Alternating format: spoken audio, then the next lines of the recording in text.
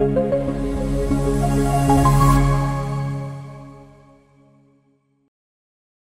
muy buenas noches. Nuevamente bienvenido acá a este espacio donde seguimos y continuamos intercambiando y compartiendo ideas, conocimientos, aprendizajes que, si es cierto, van a enriquecer nuestro aprendizaje y por tanto va a permitir crecer mucho más en nuestro área profesional, adentrarnos a un mundo de la docencia en donde la tradicionalidad de los métodos y los procesos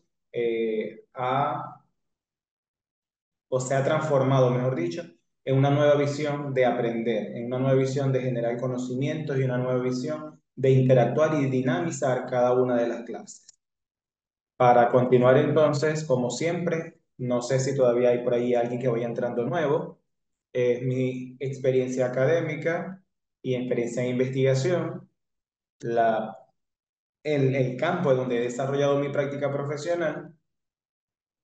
Este es el título o el tema que bien pudimos haber construido para poder compartir con ustedes. Esa llave que hoy, tercer día, la puerta ya debería empezar a abrirse poco a poco, o desde el primer día se abrió, para adentrarnos a un mundo desconocido donde lo que allí se encuentra nos va a permitir a nosotros poder nutrirnos mucho más. Bienvenido, Nasis. Un placer tenerte acá. Correcto. Esa es una de las intencionalidades en la cual consideré la palabra, la frase y aún más la imagen, porque el conocimiento siempre está allí. Es como decir, nos acompaña en todo momento, pero depende de nosotros cómo encontrarlo. Y esa es la llave que nos va a permitir a nosotros la búsqueda de ese nuevo conocimiento para que podamos crecer mucho más como persona y como profesional, y que a su vez podamos aportar ideas innovadoras y transformadoras al contexto en el cual nosotros nos desempeñamos. Como parte del propósito, de la meta o del objetivo que me propongo en este diplomado, en este diseño estructural de contenido, en conjunto con ustedes, es eso, brindarle a ustedes aspectos o factores teóricos, conceptuales y procedimentales para que ustedes vayan de una vez poniendo en práctica todo y cada uno de los contenidos, de las experiencias, de las estrategias o actividades que voy recomendando a medida que se va desarrollando cada uno de los contenidos, para que ustedes también vayan experimentando nuevas formas de trabajar, nuevas formas de desarrollar su práctica docente, y que a su vez generen en el grupo de estudiantes nuevas experiencias de aprendizaje de una manera distinta, una manera innovadora, novedosa, llamativa, creativa y gustosa para cada uno de sus estudiantes. Y como les comenté, lo van a escuchar en cada momento, en cada sesión, que la investigación no debe estar aislada de los centros de investigación y de las actividades que allí están.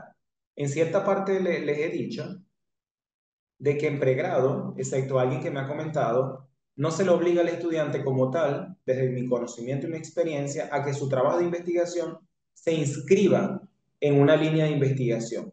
Y cuando se les impone como un elemento fundamental para que la investigación tenga rigor científico, tenga sentido y significado en el proceso de construcción social, se coloca simplemente como norma, pero el estudiante no hace, en este caso el jefe de línea, no hace seguimiento con el grupo de estudiantes, no se le invita a las mesas de trabajo, a las mesas de discusión de temáticas que tengan relación con su investigación, entre otras actividades que conocemos que son de función administrativa en cada coordinación o departamento.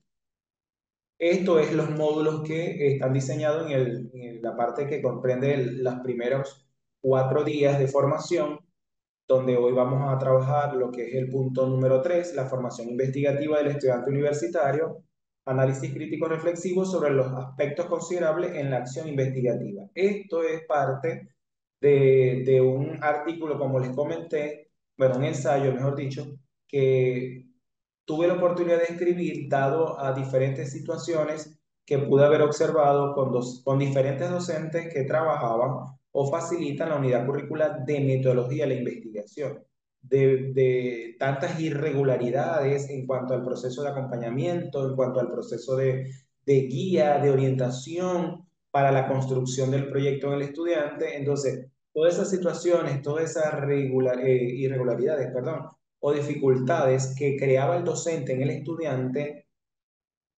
me motivó a escribir desde el punto de vista de un análisis crítico reflexivo las situaciones que se estaban dando y de esa manera cómo tratar de cambiar esa visión, esa perspectiva para que la investigación no se vea vista como una camisa de fuerza, como algo impuesto, sino que sea algo que se disfrute, que se goce y que el estudiante sienta pasión por la investigación, porque no es un requisito único para optar a un grado, sino que la investigación es la herramienta, como lo dijo la imagen y lo comentó el compañero Onassis, es la puerta a lo desconocido y que cuando nosotros llegamos a lo desconocido y lo conocemos, nos empoderamos, nos apropiamos de ello y nos va a dar mayor conocimiento, mayor aprendizaje para poder aportar, crear, innovar o proponer. Bien, y el último es la elaboración de mi filosofía como docente investigador. Es totalmente un trabajo, vamos a decir, personal, particular, que emerge de la experiencia profesional y personal, donde nos permite a nosotros autoevaluarnos, autorreflexionar, conocernos a sí mismos como tal, porque a veces pareciese que nos preguntan cuáles son nuestras virtudes o nuestras dificultades y nos quedamos pensando qué podemos responder en eso. Entonces, es muy importante que también nos conozcamos, además de como persona, nos conozcamos como profesional, para entender si estamos por el bien, por el mejor camino, si estamos guiados en consolidar o cumplir los propósitos de la filosofía universitaria con lo que establecen los documentos fundacionales de cada área profesional.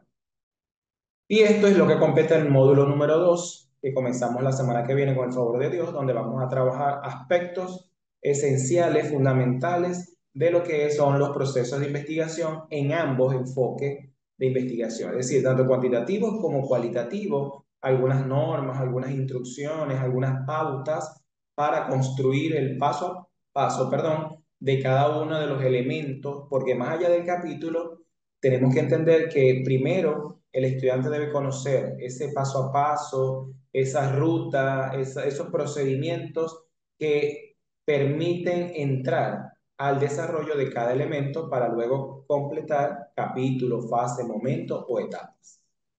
Bien, ¿cuál es el primer sentido que se le estimula cuando ven esa imagen? Vamos a ver. El gusto. Ok. ¿Alguien más? Vamos a ver. El gusto, sentido de la vista, la vista, la vista. Bien. Ahora, si yo le pregunto, ¿qué relación tiene esta imagen con lo que compete al diplomado, docencia universitaria e investigación? ¿Cuál es la relación? Porque ustedes creen por qué yo traje la imagen y la estoy colocando acá. Así como el día de ayer, que en este caso no estamos trabajando con ninguna propaganda, estímulo fisiológico, bueno, también. Esto es parte de lo que es una parrilla. En el primer grupo que yo comencé con la corporación, la palabra de entrada era parrilla, era qué se les imaginaba o cuál era la primera idea, cuál era la primera palabra, emoción que se le venía a su mente con la palabra parrilla.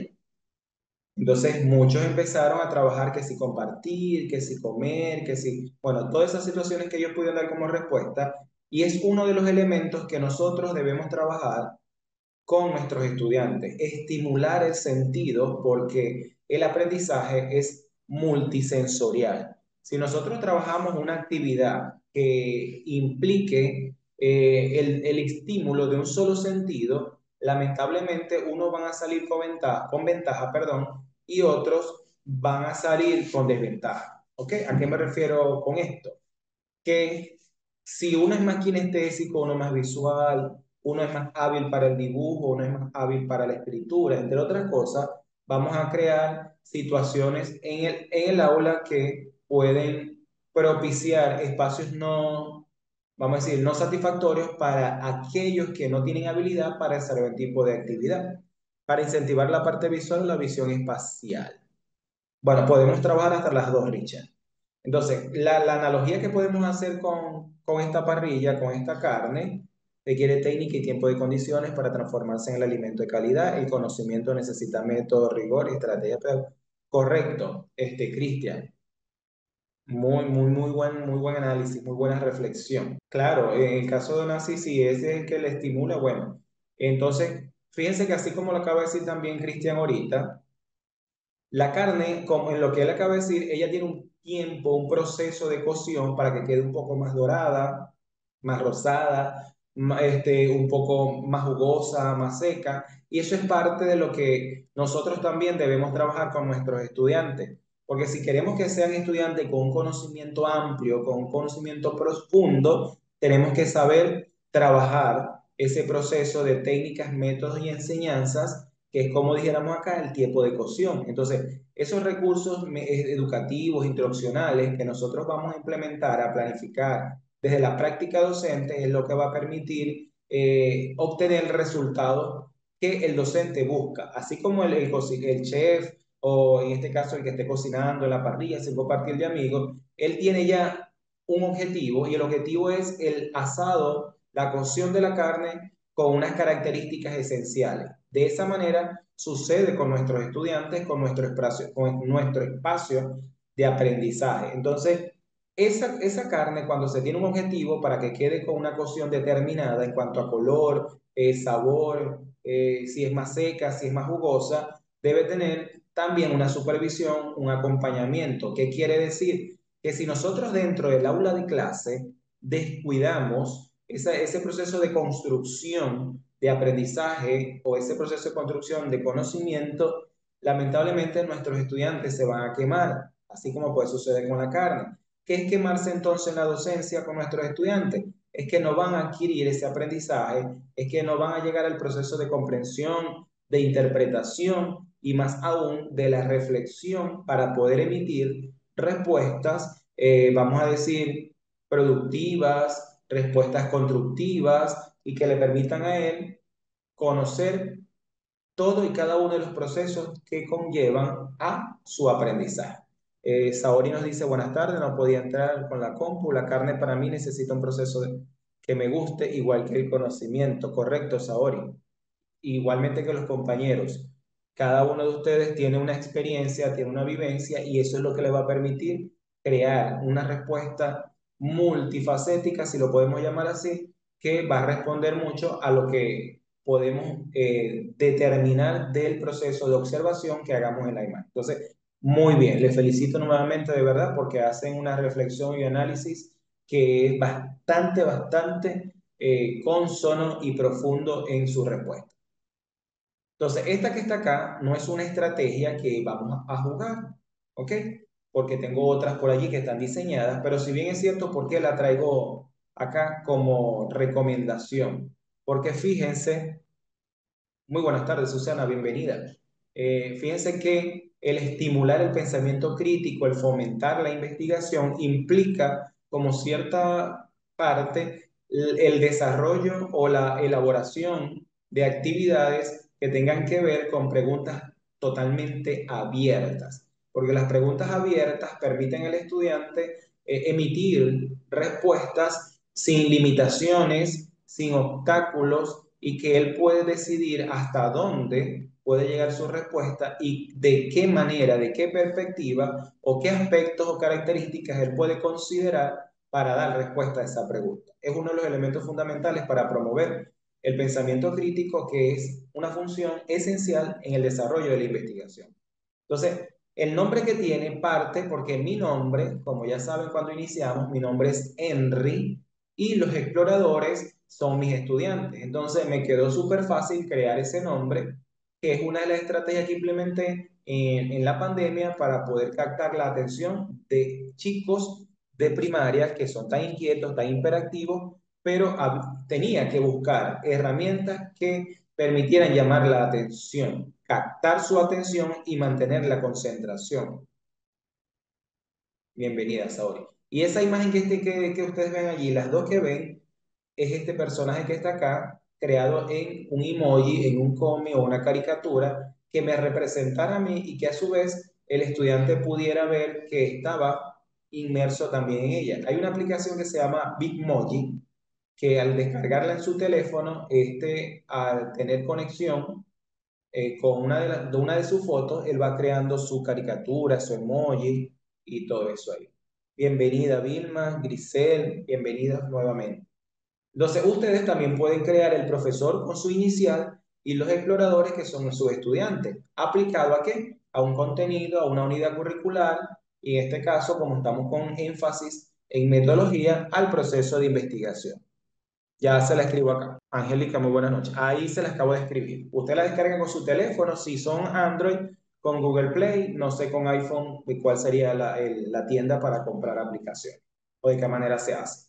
Entonces, fíjense que en este momento, aquí porque la pegué como imagen, pero sale la imagen y va viéndose o se va descubriendo cada pregunta. A medida que los estudiantes van respondiendo, se va dando vista a la otra pregunta, a la otra pregunta, bien tranquila, o podemos que pudiste entrar. Y al final, cuando ellos daban su respuesta, salía por allí o aparecía el muy bien con mi personaje y esta vaga, porque es como muy, porque es lo que hace. Entonces, muy bien, también sale de la aplicación de Bitmoji. Entonces, todo esto me permitió a mí captar la atención y mantener la concentración de estudiantes del nivel de primaria. Y asimismo en la educación universitaria también la podemos crear porque en cierta parte yo la he utilizado. Recuerden que por más que estemos trabajando con adultos, por ahí hay un dicho que dice que todo adulto tiene un niño por ahí escondido. Entonces, si nosotros tratamos de que el niño aflore, de que el niño salga de ese adulto, él se va a disfrutar mucho más cada momento, va a gozar mucho más la experiencia y cuando el muchacho está alegre, está feliz, está contento, el aprendizaje va a ser mucho más provechoso y mucho más productivo. Como por ahí le dije, hay un taller que tuve la oportunidad de hacer y esto es, siempre lo comento porque de verdad que es así, el cerebro aprende cuando es feliz. Aquel que tenga frustración, lo único que va a experimentar es un bloqueo mental y cuando hay bloqueo mental no nos concentramos y si no nos concentramos, no nos, como dice alguien, es que no me entra, no me entra, claro, porque tú estás bloqueado, estás colocando tu barrera y no permites que la información pueda llegar. Humberto, bienvenido.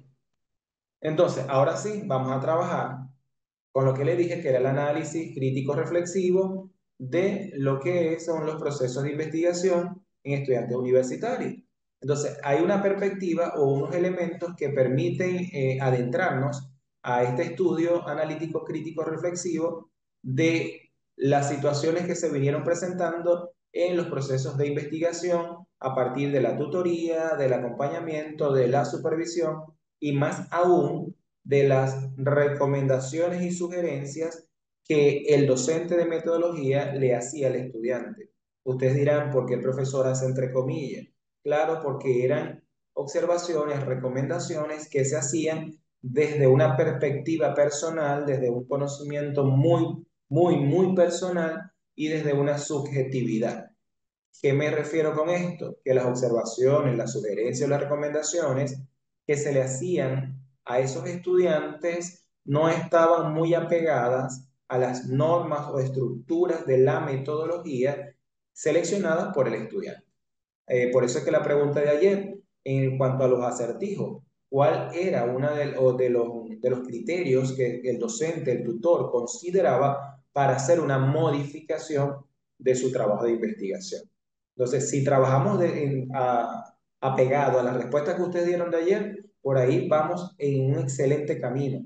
Pero si lo hacemos, perdón, desde la subjetividad de lo que este profesor cree, considera que debe ser, más no sobre la perspectiva investigativa que tiene cada autor en metodología, lamentablemente entonces no estamos orientando de una manera correcta, porque lo que tengo yo como perspectiva, lo que puedo considerar yo para modificar, si no está aprobado científicamente, lamentablemente no tiene ninguna validez para aplicar o implementar.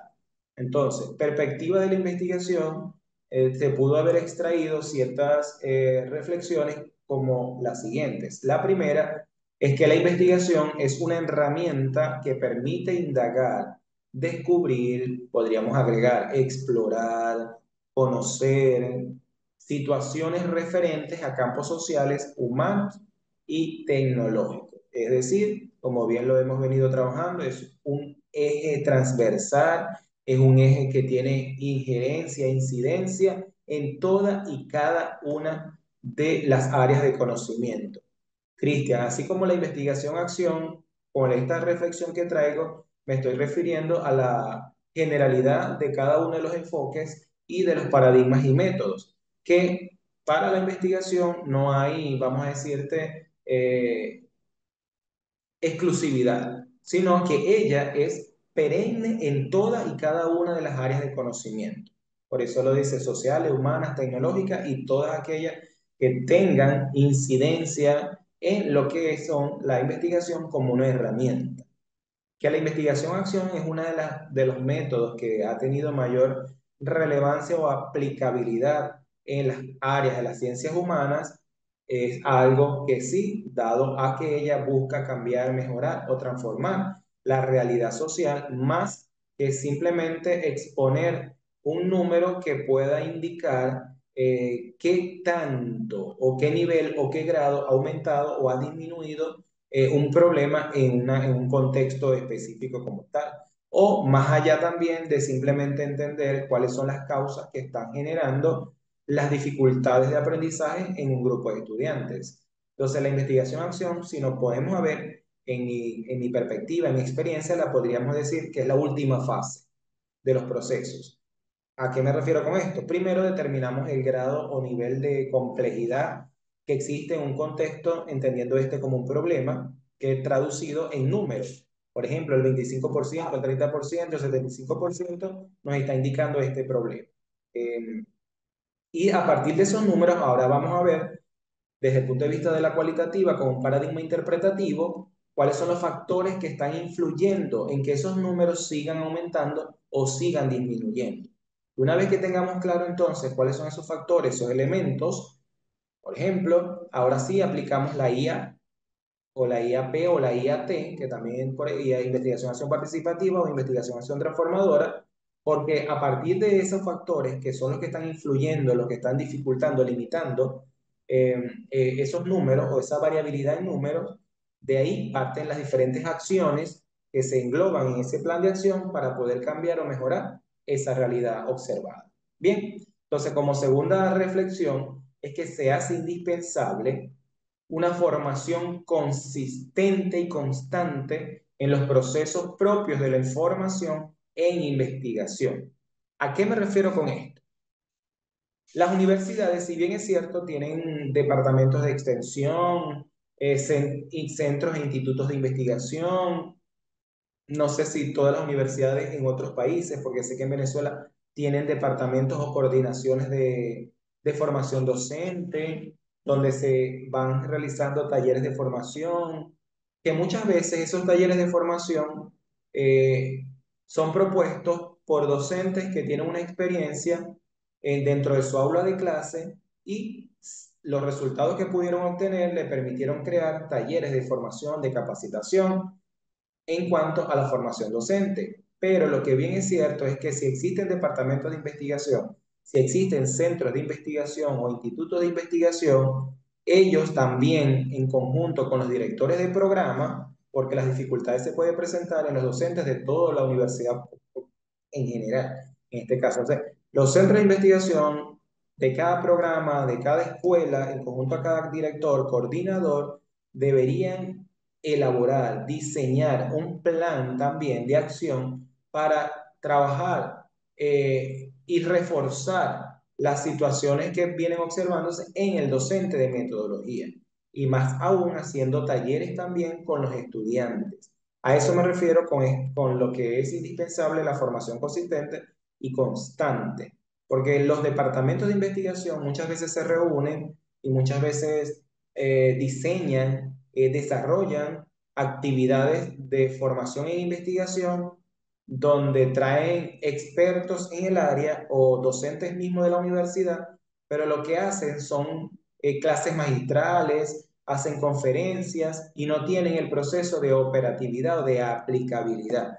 Entonces, en realidad, ¿a qué estamos? Simplemente a traerte una respuesta, una información, pero ¿dónde está para que tú apliques? ¿Dónde está para que tú hagas una práctica, por ejemplo, donde puedas expresar o exponer lo que pudiste haber aprendido y a partir de allí elaborar otros talleres? Porque las dificultades que se presentaron, una vez que tú apliques, eso te da información a ti para hacer otros talleres de formación. No sé si en las universidades donde ustedes están, esa formación e investigación se da de manera periódica o no se da en ningún momento, simplemente se realizan jornadas o eventos académicos donde un profesional experto va, da una clase magistral y ya. Y eso ahí quedó. Recuérdense que una clase magistral, por su naturaleza, no conduce a una operatividad o a una práctica del conocimiento, sino que simplemente es como decir, vamos a abrir ese cerebro, ese chip, depositamos una información y listo. Saludos, Eddie, bienvenido. A menos que se hagan actividades donde se conlleve a una mesa de trabajo, donde se haga un trabajo práctico, donde ese trabajo práctico conlleve a la sistematización, a la exposición, entre otros aspectos. De esa manera se podría hacer. Pero ustedes podrán escribir en el chat si esa formación e investigación se da. Porque ¿quién es el garante de la calidad de la educación? Las instituciones. ¿A través de quiénes? De los docentes. Ah, pero es que, ¿y dónde está el trabajo del director, del decano o de cualquier autoridad? Se da solamente la función administrativa y al docente le dan todo lo académico. Lamentablemente, las autoridades en su mayoría descuidan su formación inicial, que es ser docente, por convertirse en personas de escritorio. Entonces, es allí donde hay que empezar a trabajar. Bienvenido, amado. Y la tercera reflexión está orientada a que el acto investigativo es un proceso colectivo. El docente que no investiga no puede construir mentes sanas, abiertas, críticas y autorreflexivas. Permiso. ¿A qué me refiero con este punto, con esta reflexión número 3? El hecho de que seamos profesionales y que tengamos estudios de posgrado en el nivel de especialización, maestría, doctorado, no nos hace expertos en investigación. Es decir, no nos hace, vamos a decir, personajes eh, factibles o viables para facilitar los seminarios en metodología de la investigación. Para que tú seas un docente activo en metodología de la investigación, tú tienes que estar activo en tu proceso. ¿A qué me refiero con esto? Debes al menos escribir un artículo al año o estar participando en un proyecto de investigación institucional. Debes participar en algún congreso, alguna conferencia, alguna jornada de investigación. Porque si tú no estás, vamos a decir, activo en los procesos de investigación, ¿cómo pretendes enseñar? Si te, bueno, te grabaste de doctor, sí es verdad, ya por ser doctor, ya tú eres experto en investigación, eso es mentira. En los posgrados sí nos forman como investigador, pero tú tienes que estar activo en el trabajo de la unidad curricular que vas a facilitar. No sé si ustedes me entienden lo que quiero decir, pero es eso.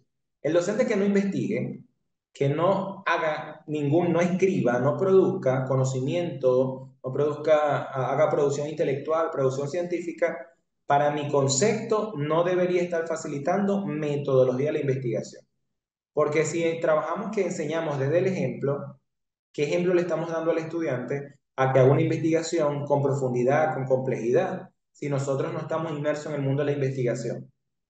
El hecho de que seamos facilitadores no nos hace activos en la investigación, porque podrían decir uno, no, pero es que soy coinvestigador como docente del estudiante. No, no, no. Tú no eres coinvestigador en esa parte. Nos llamamos coinvestigador, pero si el docente simplemente le está corrigiendo al estudiante y no le hace avanzar y no le hace progresar o crecer en su trabajo de investigación, no debe llamarse coinvestigador, porque coinvestigador apoya, no limita.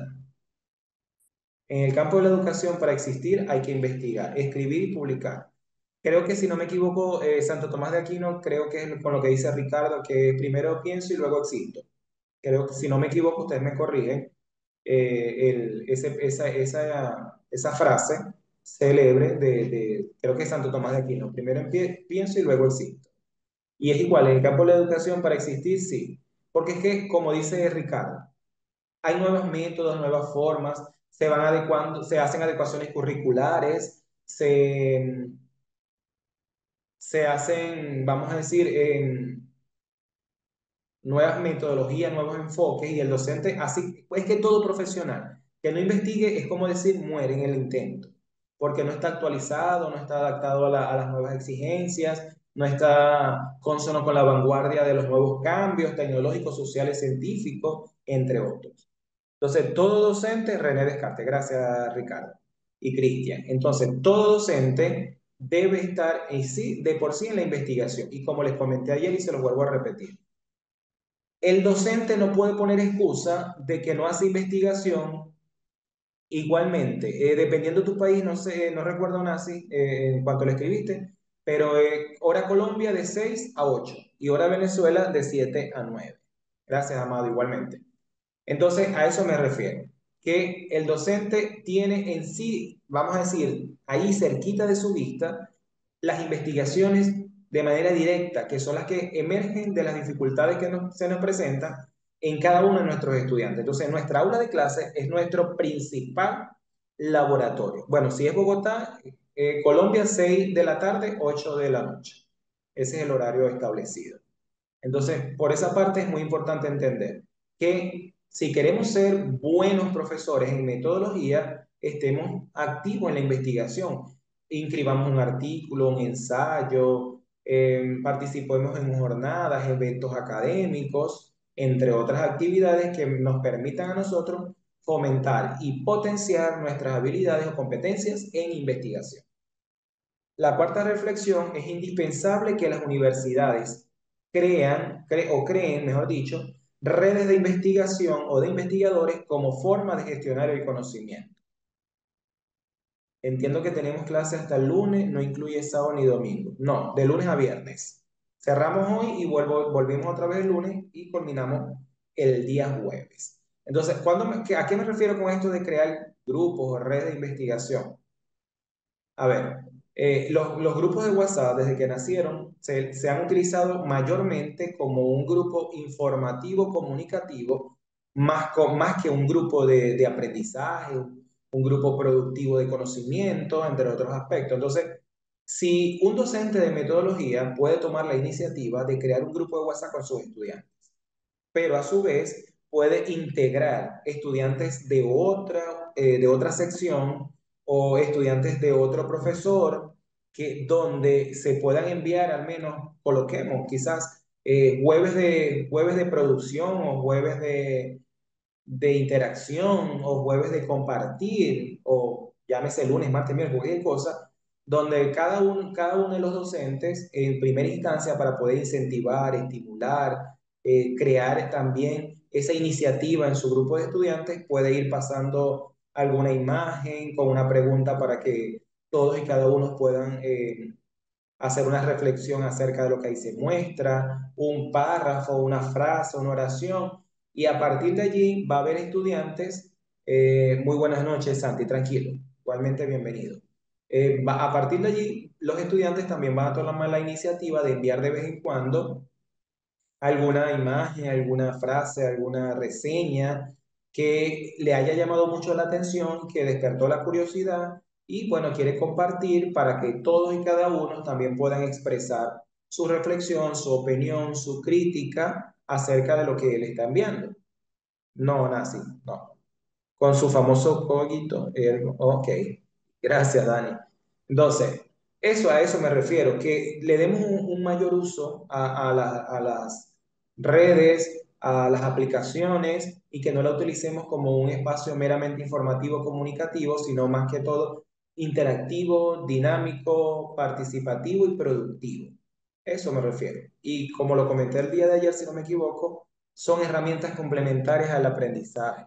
Lo podemos utilizar también con mi grupo solamente, donde podamos interactuar, donde no se cumplió con un contenido planificado en el día y lo podamos culminar en el grupo de WhatsApp. a través de una dinámica totalmente diferente porque es un espacio netamente diferente. Correcto. Nos forma, sí, nos da las competencias, porque un estudio de posgrado, el centro es la formación de investigadores especialistas en un área de conocimiento para que cada investigación que haga contribuya y aporte al mejoramiento de la misma.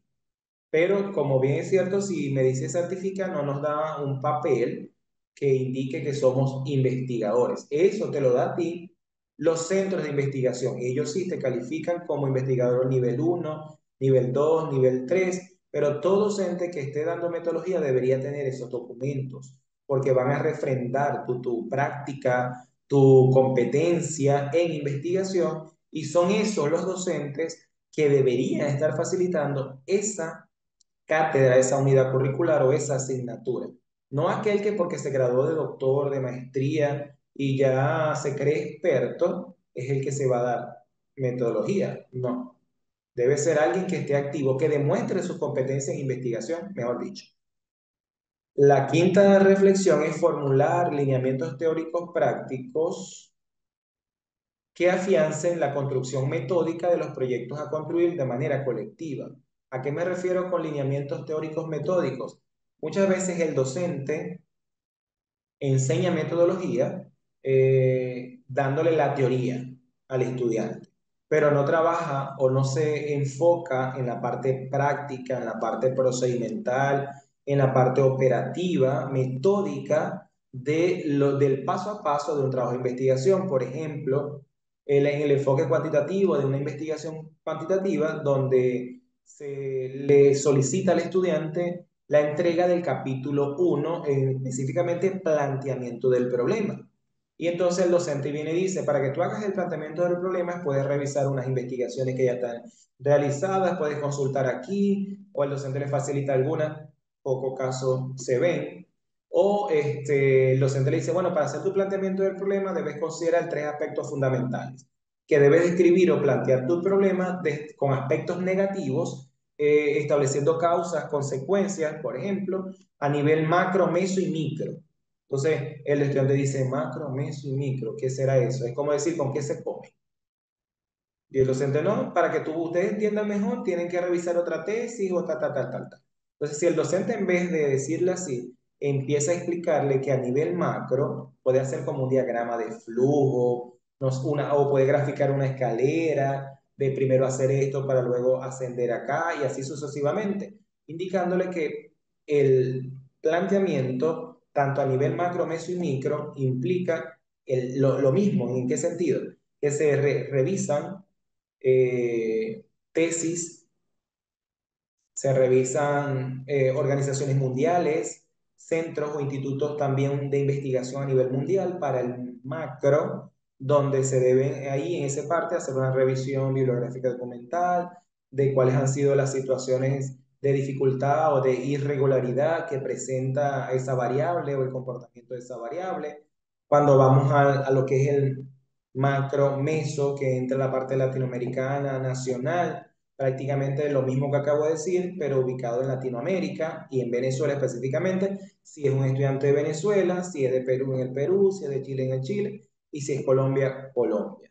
¿Okay? Y por último, lo que es el micro es plantear, describir ese problema a nivel local, en el contexto específico donde se desenvuelve, se desarrolla la investigación. Hay universidades, hay países que en la parte micro piden, solicitan que se describa, se plantee el problema desde lo que es la parte estadal, regional y local. Hay otras que con la descripción local ya es considerado aprobado para culminar el planteamiento del problema. Entonces, también va a depender mucho de las condiciones o instrucciones o normas que establezca una universidad para elaborar eso. Hay algo que yo no es una crítica, sino que no lo entiendo porque no he tenido la oportunidad de trabajar. Cuando emigré en el 2020 a Colombia, por la situación pandemia, me tocó entonces también tener que trabajar de asesor o de tutor a investigaciones propiamente de universidades de Colombia. Creo que una fue de la costa. No sé si son todas las universidades que trabajan de la misma estructura. Entonces, cuando estoy revisando, que en esta parte comienzan con planteamiento del problema, capítulo 1, capítulo número 2. Son verbos que se utilizan para ser medibles, como por ejemplo el identificar, el escribir. Bueno, los verbos que ya sabemos que son comunes a investigación cuantitativa: describir, establecer, identificar, diagnosticar. Y cuando ya envían para ver la revisión del capítulo número 3, que es la parte metodológica, yo digo, ya va, ¿qué está pasando aquí? Si me están hablando es de investigación-acción, de un plan de acción, cuando toda la estructura anterior me está hablando es de objetivos y los verbos son medibles y me habla de capítulo del problema y me habla de planteamiento del problema. Entonces, ¿de dónde saca una norma de metodología para una estructura si hasta donde tengo conocimiento de todos los autores que he podido trabajar, conocer en el área de la metodología, lo que es cuantitativo y lo que es cualitativo es cualitativo, a menos, pero es que tampoco lo reseñaba, que fuera un enfoque mixto? Pero ni así se reseñaba, se decía que era investigación, acción participativa, no decía más nada. Entonces, no sé de dónde esa universidad sacó eso, pero si es una norma institucional que el estudiante tiene que cumplir para aprobar, bueno, se hace. Pero lamentablemente se está formando entonces un estudiante en posgrado con dificultades en las competencias investigativas. Entonces, eso cuando él salga va a replicar en sus estudiantes. Por eso digo que hay que estar activo en los procesos de investigación. La siguiente reflexión es construir propuestas acordes o coherentes con las realidades actuales. Es decir, que los temas de investigación tengan mucha incidencia con la realidad actual, con la realidad social. Claro, pero es por eso, porque a veces las universidades, con los enfoques educativos o con enfoques curriculares que presentan cada estudio académico, es lo que le suministra o le facilitan al docente. El problema está que si nosotros estamos estudiando, indistintamente de posgrado o seamos de pregrado, donde ya tenemos una conciencia crítica más, vamos a decir, más madura, debemos entender que el estudiante no debe quedarse con una sola información. Así como en la construcción del capítulo número 2 de los basamentos o cuestionamientos teóricos, como norma se nos exige que trabajemos o utilicemos como mínimo tres autores diferentes o tres citas para tratar de desarrollar desde el punto de vista teórico nuestras variables, nuestras categorías, dimensiones, indicadores o subcategorías. De esa forma deberíamos nosotros aportar a nuestra formación. Es decir, que la información que se nos da hoy, vamos ahora a la web o cualquier página o base de datos donde hay información para tratar de eh, leer un poco más, profundizar mucho más en esa información y de esa manera poder llegar a una comprensión mucho más significativa de lo que pude haber escuchado, quizás porque el tiempo es limitado, no hay una extensión en la explicación. Bueno, todos esos elementos influyen en ello y nosotros tenemos que, para adquirir, o vamos a decir, para que desarrollar nuestro compromiso y nuestra responsabilidad con nuestro propio aprendizaje, tenemos que asumir eso, esa iniciativa de investigar, de ir más allá de lo que la universidad, de lo que las escuelas, los liceos o las instituciones educativas nos dan a nosotros. Porque de esa manera es como nosotros podemos tener un bagaje de información que nos va a facilitar el cuestionamiento, la reflexión, el análisis, la opinión sustancial, es decir, con argumentos válidos, con fundamentos específicos de nuestro discurso, del porqué de esto y del porqué de aquello. Y la última reflexión: el profesor debe asumir el rol de orientador en la formación investigativa del estudiante, para lo cual debe transformar su práctica docente. Hay que entender, hay que comprender nosotros como docentes que el modelo curricular en la que nosotros nos formamos no es el mismo en el que hoy en día se requiere para la formación del nuevo ciudadano, porque hay unas condiciones totalmente diferentes, la tecnología ha avanzado más, la ciencia ha tenido otros resultados que han permitido, vamos a decir, avanzar en el conocimiento. Entonces, el docente debe adecuar su práctica docente, entendida esta como estrategias, métodos y técnicas, debe adecuarlos, adaptarlos a una nueva realidad social. Y esa nueva realidad social exige que formemos o eduquemos profesionales, porque no me voy a ubicar solamente en la educación, profesionales pensantes, críticos, reflexivos, transformadores, innovadores, y para ello hay que trabajar en el desarrollo o el diseño de actividades que respondan a esas características. Una actividad donde el estudiante simplemente reproduzca una información no es consono a la realidad actual, sino estrategias que permitan al estudiante poder producir, construir, proponer nuevas formas de aprendizaje y que más aún el estudiante también con su opinión, con su cuestionamiento, con sus aprendizajes o sus conocimientos le puede facilitar al docente una nueva visión para enseñar con sus estudiantes. Entonces, espero que esto haya quedado claro. Como le dije, todos los trabajos de investigación deben inscribirse en una línea. Y si un trabajo de investigación se inscribe en una línea, el autor o los autores intelectuales de ese trabajo de investigación deben participar de las actividades administrativas, académicas e investigativas de esa línea. Porque, ¿cuál es la función de que yo inscriba un trabajo de investigación? ¿Como un requisito nada más? O que yo también me haga activo en ese proceso. Si cumplimos con eso, vamos bien. Si no cumplimos, es un mero requisito administrativo y ya. El proceso de metodología de la investigación debe ser un proceso dinámico, flexible e interdisciplinario. Aún así, estoy totalmente de acuerdo contigo.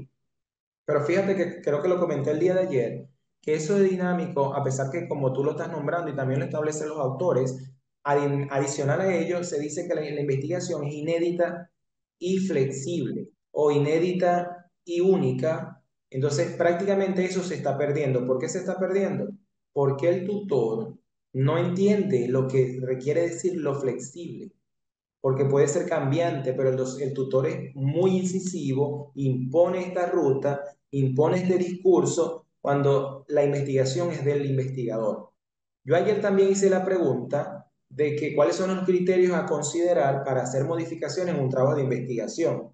Y muchas veces no hay criterios claros porque el docente simplemente tiene una gringola, vamos a decir aquí, y no mira hacia otros espacios para entender que yo no puedo hacer un cambio de idea de lo que el estudiante está planteando en ese problema si yo no conozco la realidad del estudio.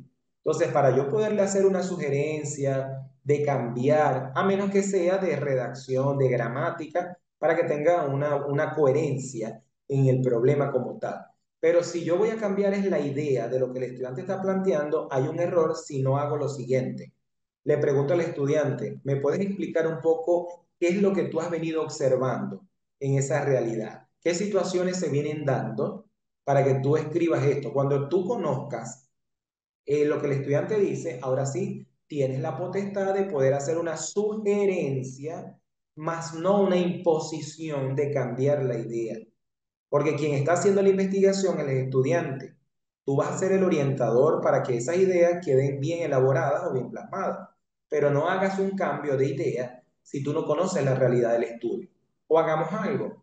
Así como los docentes de servicio comunitario y de práctica profesional o pasantías profesionales hace vida en el mismo contexto donde el estudiante ejecuta su práctica, su pasantía y su servicio comunitario porque el tutor de investigación no lo hace. Si queremos ser profesores de metodología, tenemos que hacerlo, porque yo no puedo sugerirte un cambio, no puedo modificarte algo si no conozco la realidad del contexto. Entonces, ahí hay un error. La mayoría de nosotros, los docentes ya mayores de 35 años, fuimos formados en un contexto conductivista, totalmente. Hoy día se ha demostrado que el estudiante necesita construir su propio aprendizaje modelo conductivista. Claro, porque es que la realidad social es más exigente. Te está demandando nuevas competencias que el docente debe conocer para poderlas fomentar y potenciar en el estudiante. Claro, la guía y la tutoría nunca debe dejarse, porque lamentablemente quien deja la guía y la tutoría es porque tiene un mal concepto de la andragogía como ciencia de la educación. Porque sí, el estudiante es autónomo de su aprendizaje, totalmente cierto, Pero si el profesor no olvida la guía y la tutoría, lamentablemente, ¿para qué existen las universidades? No tendría sentido que el docente no cumpla ese rol. Gracias, sí estoy de acuerdo con usted, licenciado. Con el método andragógico se le obliga al estudiante a ser autónomo. El problema es que a veces ese método se aplica de manera inconsciente. ¿En qué sentido o a qué me refiero? Que se le da tanta participación al estudiante que el docente no guía, no acompaña y no orienta ese proceso autónomo. Porque recuérdense que si nosotros somos los docentes, en teoría es porque tenemos las habilidades para orientar al otro a que pueda descubrir su propio método de aprendizaje. Cuando el estudiante descubre su propio método de aprendizaje, podemos darle libertad para su aprendizaje, pero una libertad más no un libertinaje. La libertad siempre tiene ese acompañamiento ahí. No olvidemos eso.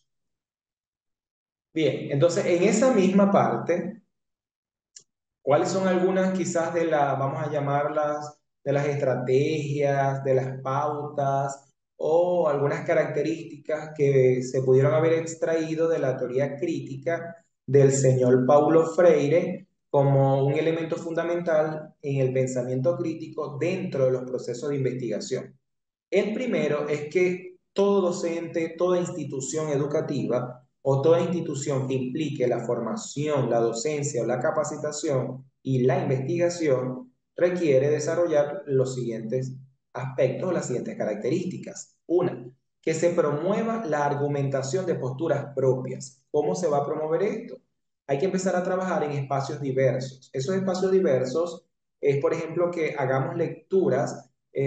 Podríamos trabajar de una literatura quizás primero general para ir promoviendo esa capacidad crítica, esa capacidad reflexiva del estudiante y poner, como dijo Cristian ayer, en contradicción sus propias neuronas, vamos a decirlo así. Que es como que las neuronas empiecen entre ellas a pelearse, a crear un conflicto para que el estudiante entre en esa situación de dudar de sus creencias, de sus ideas, y a partir de allí es que él va a buscar respuestas que le permitan entonces desaparecer esa duda y estar muy claro en lo que, en su perspectiva, en su visión o en lo que él está proponiendo. Entonces, si nosotros trabajamos esa argumentación de posturas propias, vamos a ganar también en la investigación, porque recuerden, que en la construcción, bueno, tanto en el planteamiento como en la construcción de la teoría, siempre debe verse el discurso o la postura propia del investigador acerca del comportamiento de la variable. Porque el planteamiento del problema no es única y exclusivamente describir el problema, valga la redundancia, sobre las citas de trabajos que han expuesto o han dejado resultados donde exponen o expresan cuáles son las dificultades que viene presentándose en cierta variable.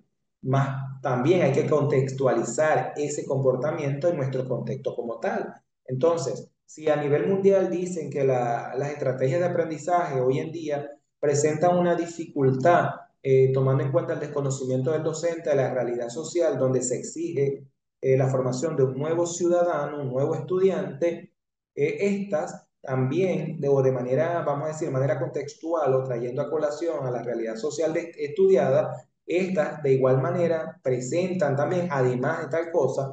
Entonces, cuando el estudiante entiende muy bien, comprende, interpreta, reflexiona, es cuando va a poder generar argumentos de las posturas que él puede colocar. Y así como lo dije en el planteamiento, sucede en la construcción de la teoría. No podemos trabajar citas de cita, es decir, citamos al autor, pues nos piden que sean mínimo tres, sí, ya, está bien, pero tenemos que trabajar el parafraseo y más aún el parafraseo complementario. Le denomino yo en este caso es que, bueno, que pueda parafrasear la idea, esa parafrasear la idea implica contextualizar también lo que dice el autor con mi conocimiento, con mi visión, mi perspectiva de, y hacer párrafos que sean únicos y propios de nosotros como parte de la conexión entre lo que establece el autor y la realidad observada. De allí, entonces, el pensamiento emancipador y liberador va a permitir al estudiante poder, vamos a decir, ver la luz de ese camino tan oscuro cuando no poseemos ese conocimiento o ese aprendizaje.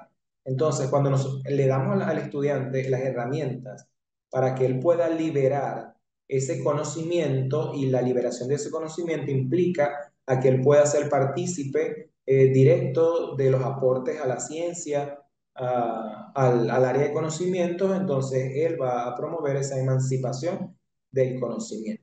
Lo va a compartir, lo va a dinamizar, lo va a mejorar, lo va a adecuar y lo va a contextualizar. Tercer punto o aspecto fundamental de lo que es la teoría crítica en los procesos de investigación es generar nuevos métodos para el aprendizaje. ¿Cuáles serían esos nuevos métodos? No es suficiente que el docente de metodología o el docente de cualquier unidad curricular se aboque, bueno, sí, a hacer un examen, a hacer una exposición, a hacer un debate, a hacer un diálogo, sino que busquemos espacios donde siempre haya un elemento diferente, un elemento de chispa, un elemento de activación que haga en el estudiante enamorarse de esa clase, de ese contenido, de esa área curricular, y que vaya siempre con entusiasmo, con emoción, con satisfacción a la clase de ese docente o de cada docente. Entonces, es como si, creo que lo comenté el día de ayer, juguemos con el salón, cambiemos de posición, llevemos una lámina de un color diferente, que esa lámina se les pida escriba un mensaje referente a tal cosa, o establezcamos un buzón y en ese buzón los estudiantes colocan una diversidad o variedad de preguntas que van sacando y le van dando respuestas de diferentes maneras. Por ejemplo, hago varios grupos de estudiantes y este lo responde de una manera ilustrada, por ejemplo, este lo responde de una manera escrita, este lo responde de una manera esquemática. Bueno, de esa forma vamos construyendo ese pensamiento crítico. Buenas noches, Fernando, bienvenido. Cuarto aspecto es la acción dialógica en los espacios. La acción dialógica tiene que ver con eso, con la comunicación, con el diálogo, con la interacción, con la participación, de lo que acabo de mencionar en el punto anterior, que es la generación de espacios innovadores, de espacios llamativos, de espacios gratificantes. Es como decir cuando vamos a la iglesia, que nos sentimos tranquilos, que nos sentimos en paz. Entonces, eso es algo que hay que buscar, no obviamente la paz donde uno debe estar en la iglesia, sino hipotéticamente lo utilicé, sino un espacio donde el estudiante se sienta a gusto, se sienta en confianza, porque muchas veces el estudiante va con miedo, con temor, y por eso es que no se da la libertad de participar de una manera tal que pueda, vamos a decir, poner a la palestra todo el conocimiento, todas las habilidades que él posee. Pero estas experiencias van a facilitar que él pueda en sí, como decir, quitarse la venda y descubrir lo maravilloso del mundo, del conocimiento, de la investigación, y va a querer ahondar mucho más en él. Todo ello es propicio de los espacios para la reflexión y la crítica. En esto, ¿cómo lo podemos hacer?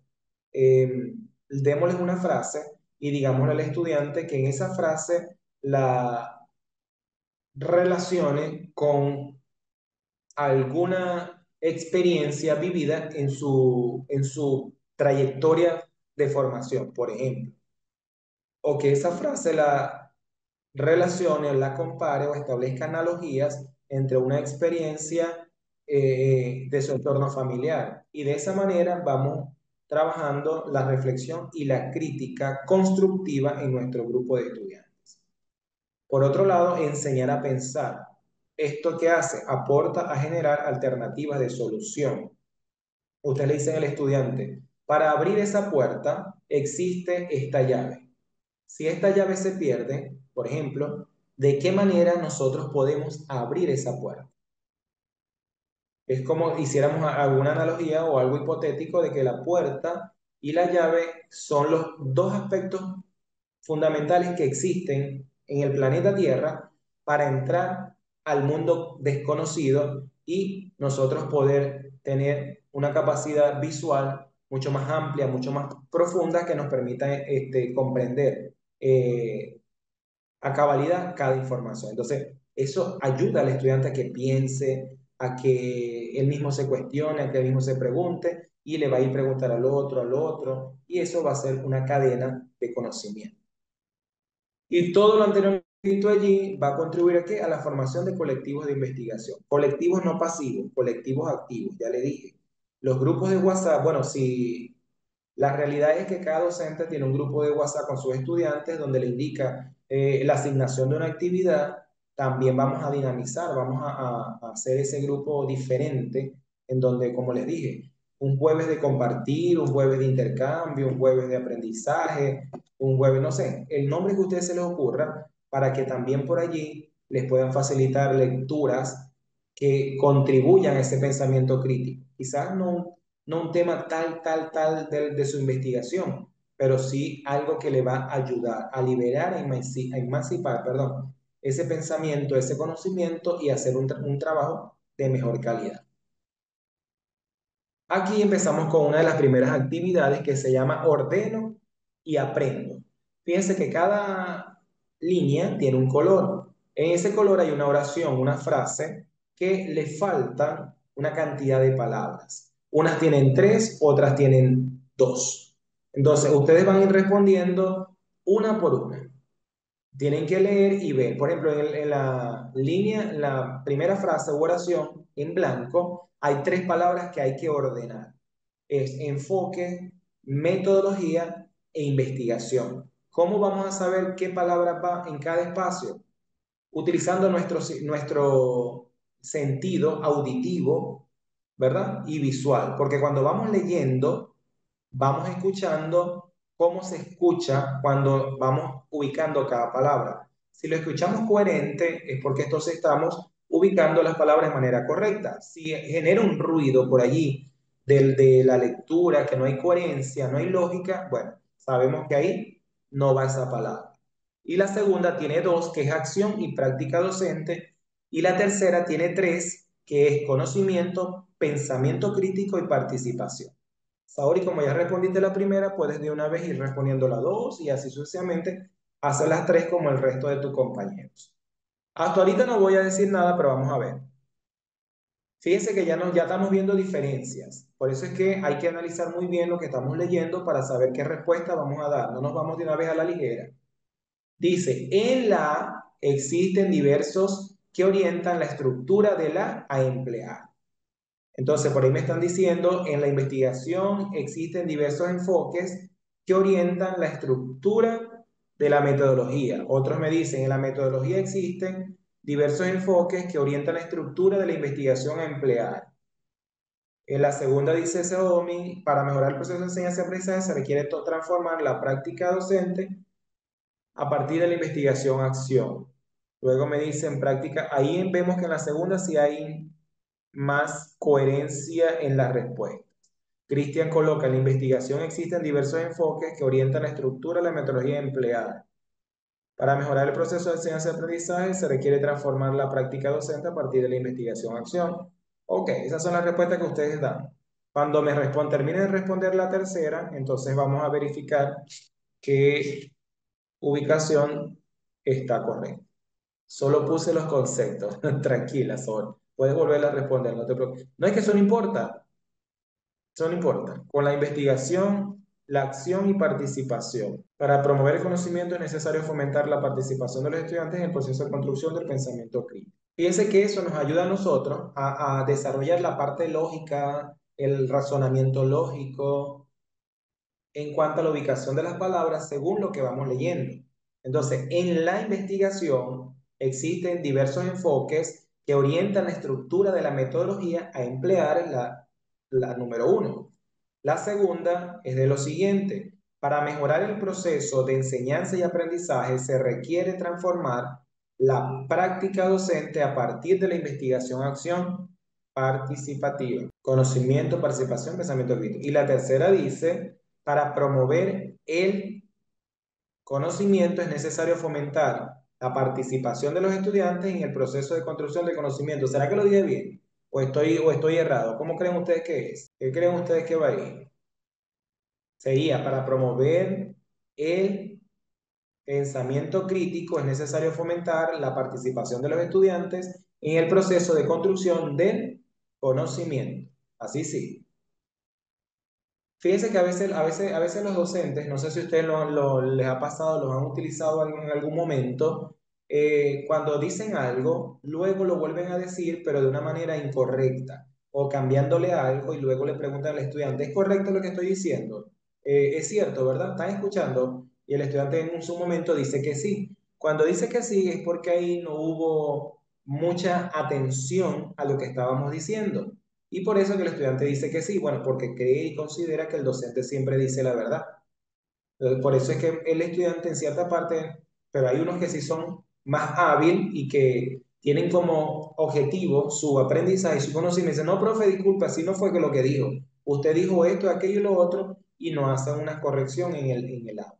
Entonces, a veces también trabajar la inversión o de manera invertida, las frases o la información que estamos trabajando hace que nosotros podamos entender o verificar si el estudiante en realidad está prestando atención a lo que estamos diciendo. Bien, entonces ahora vamos con otra teoría que trabaja la parte del pensamiento crítico y que fue una de las que utilicé en ese mismo ensayo, que es el señor Hockenberg, que habla de la teoría crítica social o la crítica social, perdón, la teoría social crítica o crítica social.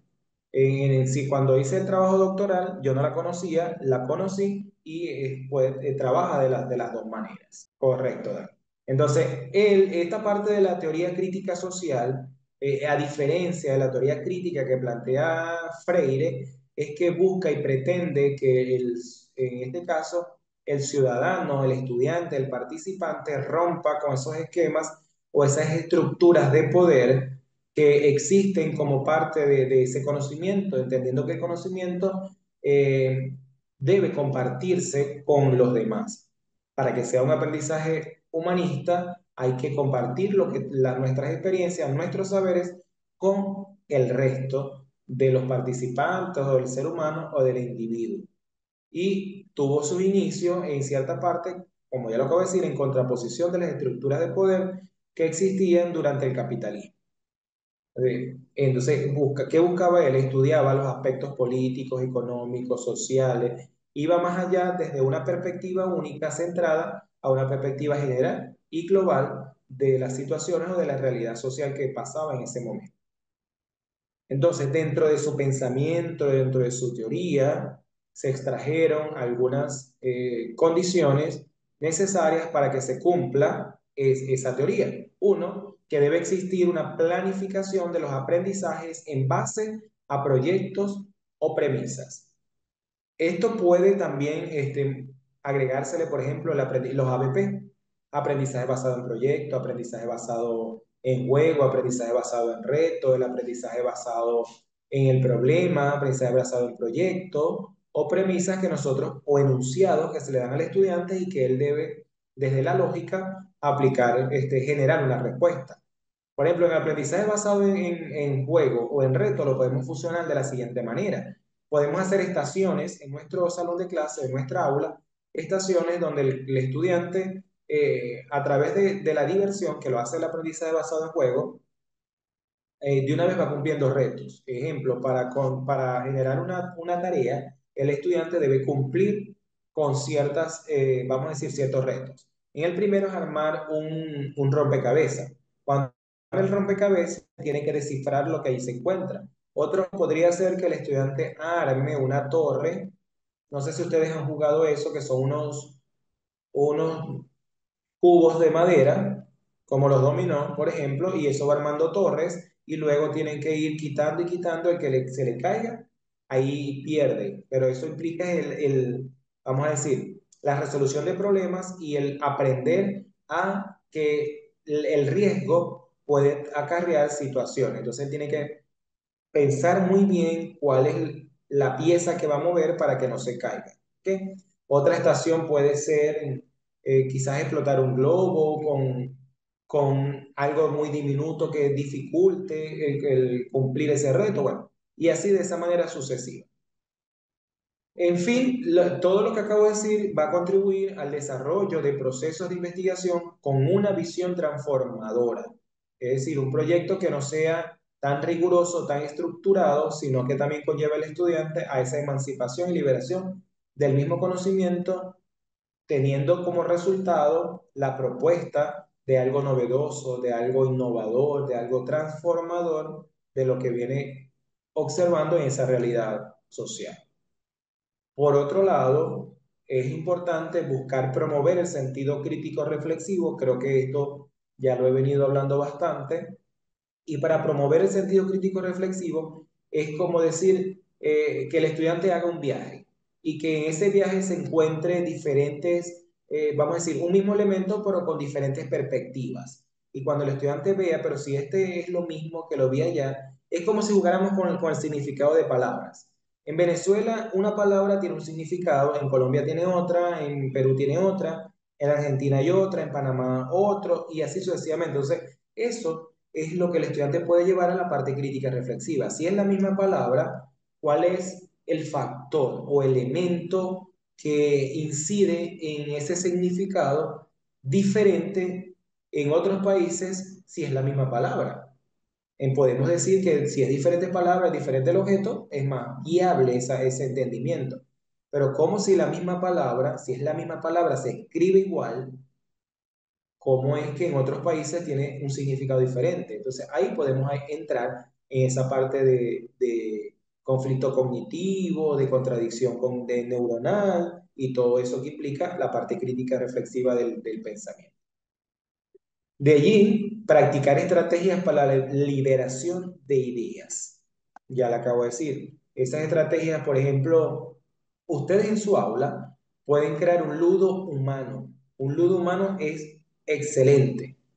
Ustedes saben que el monopolio, perdón, el ludo no, el monopolio humano, el quien lo ha jugado, lo ha conocido, sabe que es un recuadro. En ese recuadro hay varias casillas, en esas casillas hay una parte donde compran, en otra donde hay una pregunta, en otra donde se gana tal cosa. Y bueno, eso lo hacen ustedes en su aula y eso es una estrategia para liberar las ideas. ¿Por qué? Porque ahí hay preguntas, puede ser de cultura general, preguntas del contenido o unidad que venimos desarrollando. Ustedes lo pueden enfocar de diferente manera.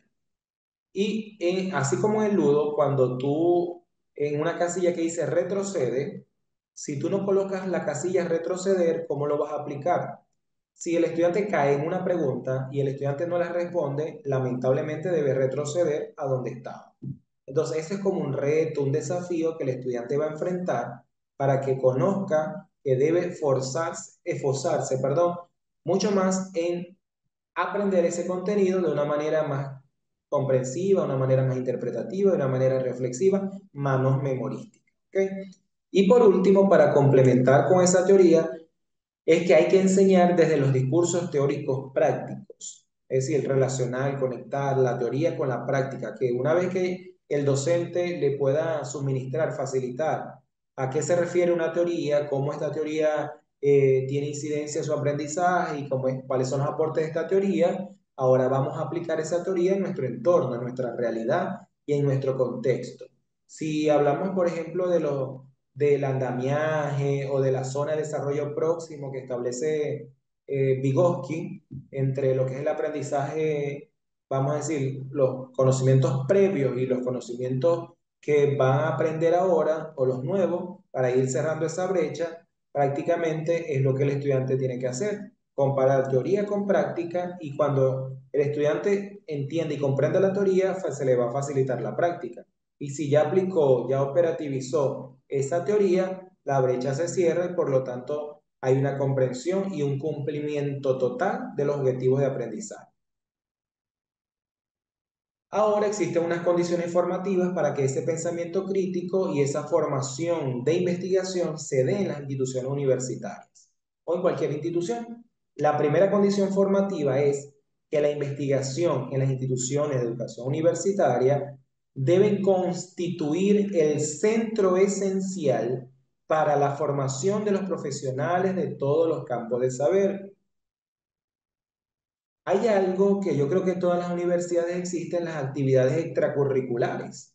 Esas actividades extracurriculares lamentablemente existen en cuanto a lo que hablo de mi experiencia en los diferentes contextos que he tenido, porque no puedo generalizar. Quizá en otras universidades sí se hace, pero voy a explicar a qué me refiero y de dónde viene toda esta información.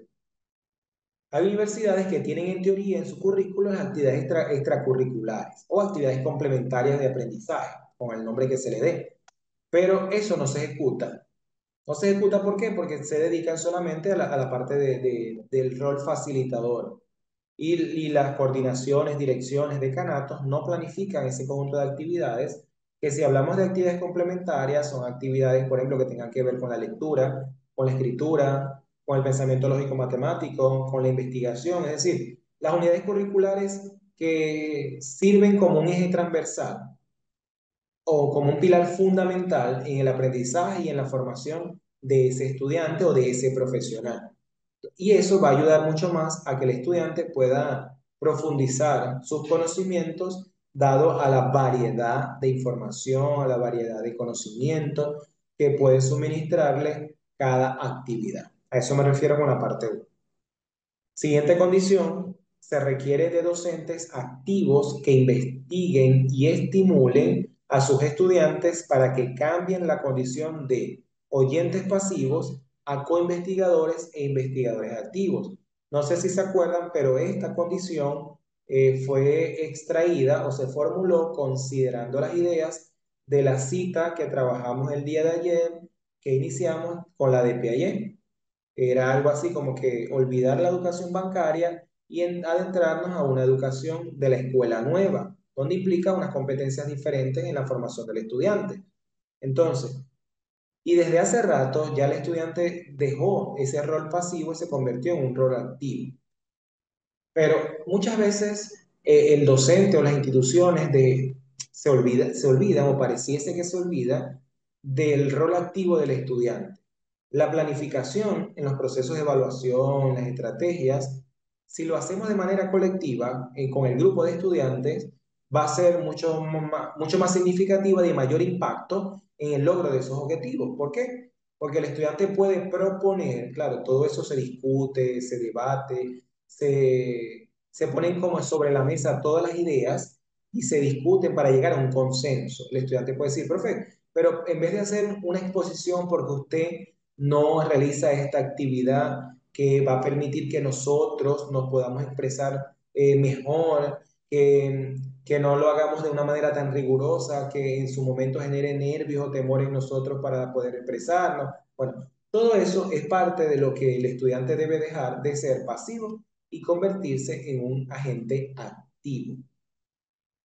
Y por lo tanto a coinvestigadores e investigadores como tal. El estudiante que hace su investigación es un investigador, pero cuando él participa en las actividades de las líneas o del centro de investigación, se puede convertir en un co-investigador en ambos elementos activos de su proceso de aprendizaje.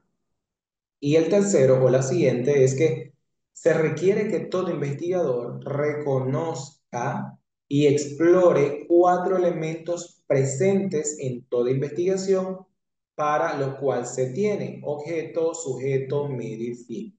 El que va a conocer, el que es conocido, la ruta, la vía o el camino a considerar que podríamos relacionarla con el enfoque, el paradigma, el método, el tipo o el diseño de investigación y el fin sería entonces el resultado o las reflexiones a las cuales se obtiene con el desarrollo de toda investigación. Bien, otras condiciones que también emergen desde ese estudio son las siguientes. Una, se hace necesario conocer las diferentes características que debe tener un buen investigador, como por ejemplo, un buen investigador debe ser proactivo, activo, productivo, le podemos denominar también reflexivo, analítico, debe tener ética, muy importante la ética, la honestidad, la humildad. Entonces, son situaciones o características que toda persona profesional, no solamente el investigador, debe considerar, conocer y aplicar, porque a veces se conocen, pero no se aplica. Es como decir con los valores, sabemos que tenemos que respetar al otro, sabemos que tenemos que ser solidarios con el otro, pero no aplicamos, no practicamos esos valores y hacemos cuenta de que no sabíamos que existía y pasamos por ser ignorantes. El problema es que sí sabemos que existen, sino que por condiciones particulares, por vivencias, experiencias o culturas, eh, entre comillas, nos olvidamos de que existe. Por otro lado, contribuir en la solución de problemas a través de diversos enfoques y epistemes que promuevan la generación de conocimientos científicos.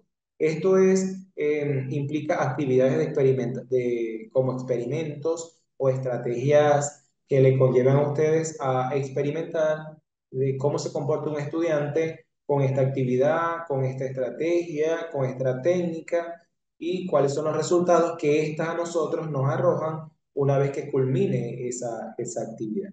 Y otro enfoque es eso, es cambiar la perspectiva de la enseñanza, de, de la práctica docente para entender de que si nosotros trabajamos en una práctica con una visión transformadora, con una visión innovadora, vamos a contribuir de una mejor manera o de una manera significativa en el aprendizaje del estudiante.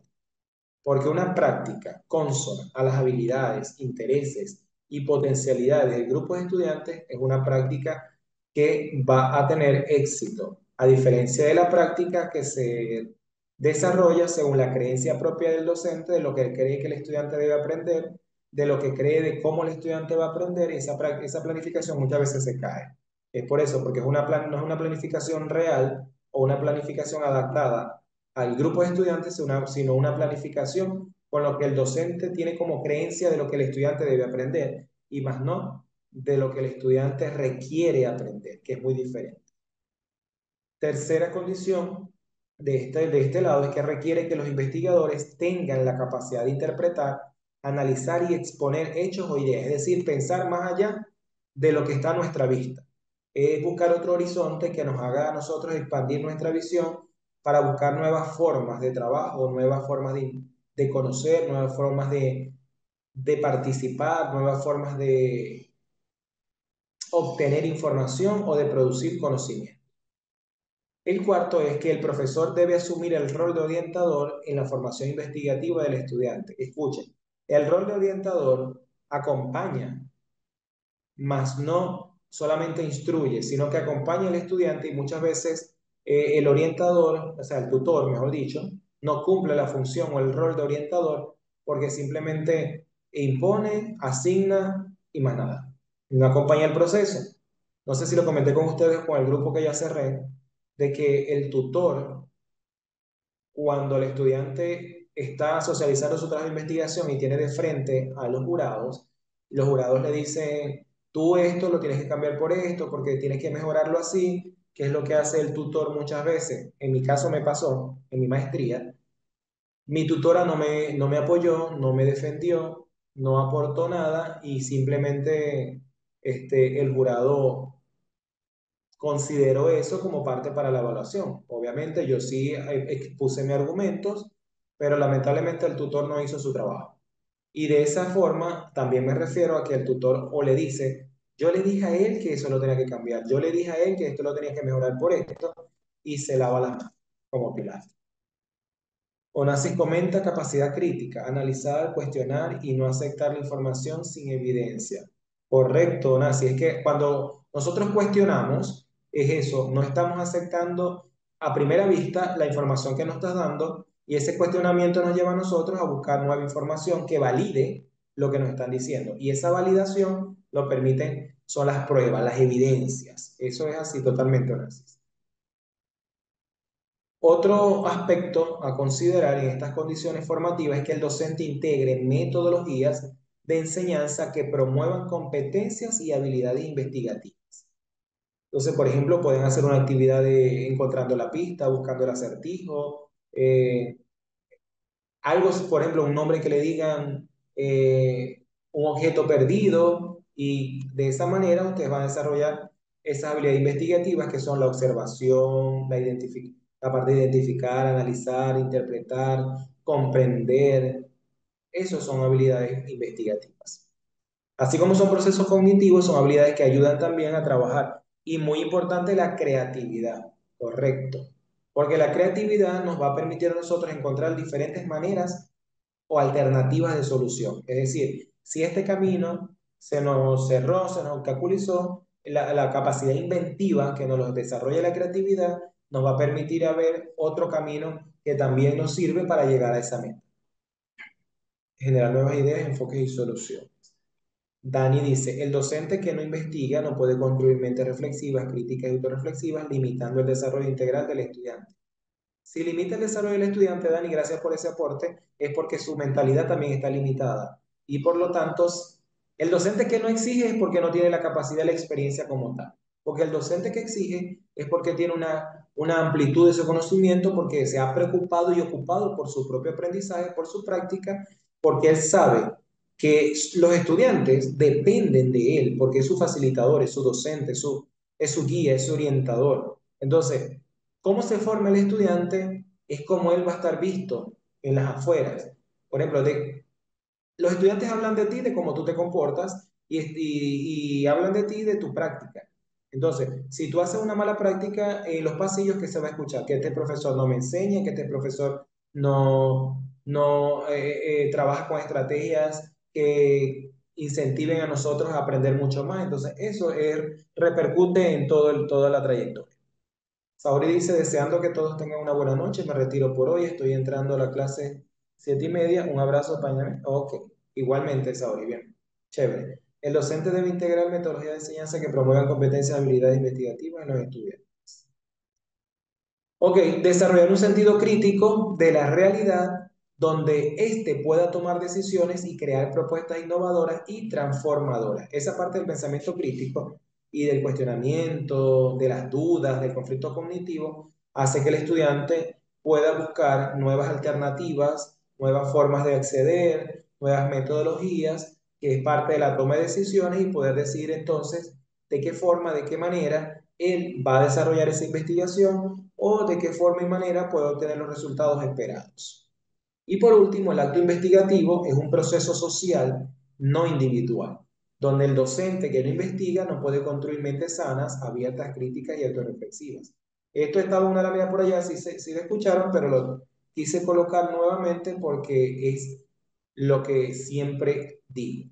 Docente que no investiga no es tanto que no forma mentes sanas, abiertas, críticas o autorreflexivas, sino que no tiene las competencias investigativas como tal para enseñar métodos de la investigación porque no está activo en la investigación. Ya. Ok, entonces esto es una investigación que ustedes van a hacer. Dice emplear el Internet como herramienta de investigación. Ustedes van a emplear cualquier herramienta de Internet. Si tienen GPT Chat o cualquier inteligencia artificial o el Google es solamente normal para tratar de ver la respuesta que nos dan a nosotros, la web, el Internet, la IA y la perspectiva que nosotros tenemos acerca de.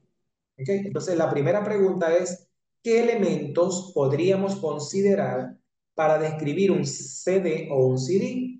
Es decir, el disco redondo que utilizamos para guardar. Entonces, ¿qué elementos podríamos considerar para describir ese objeto o ese dispositivo? Santi, buena explicación, entiendo perfectamente lo que quiere decir el profesor. Gracias, Santi. Entonces, ahora vamos a participar en esta actividad y vamos a escribir en el chat las respuestas que nos da la web o cualquier IA y luego la comparamos con la inteligencia humana.